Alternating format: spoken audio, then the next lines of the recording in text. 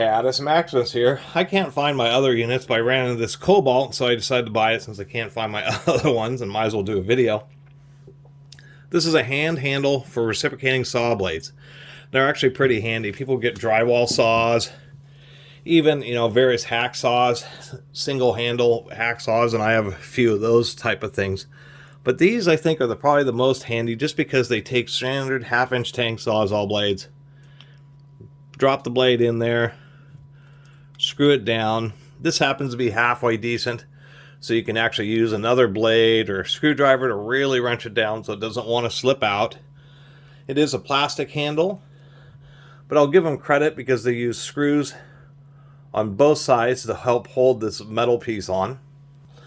But just now I was noticing it was wobbling. I popped out the screw, and so they're just using these two tiny little screws to attempt to hold it into the plastic.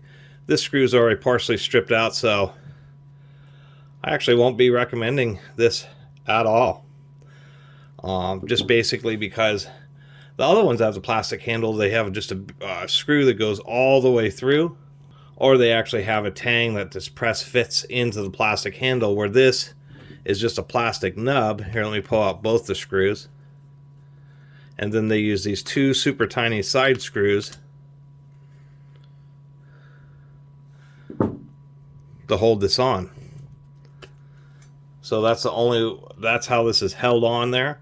And unfortunately, that's just not going to cut it. That's just not going to end up holding up. So this is actually one of the worst ones. We can see how torn up that's already getting.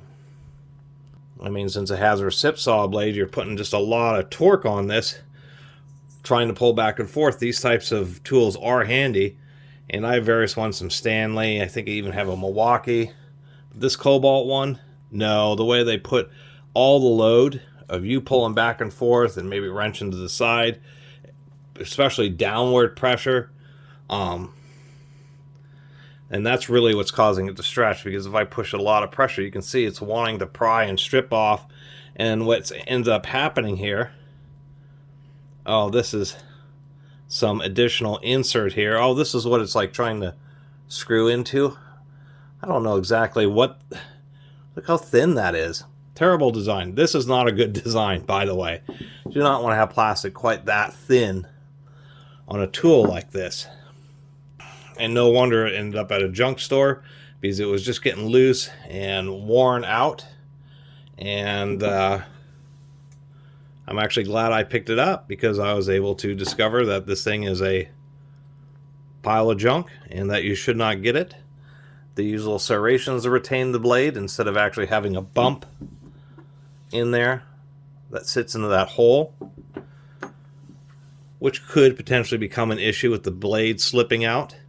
And it would suck, because if you did like a deep cut, pushed it in, and then the blade slipped out, all you'd be stuck with is the end of the blade sticking out of the cut, and then you're stuck trying to put this handle back onto the end of the blade and trying to screw it down. Not a good design. So anyway, after starting out this video, I thought it might have been worthy. I should have checked it out a little bit better, but it turns out this Kobalt saw blade manual push handle sucks. And I'd definitely get a different brand than what Lowe's has. Anyway, really appreciate everybody who's been watching and subscribing, and if you haven't subscribed, please do. Until next time, Catus Maximus out.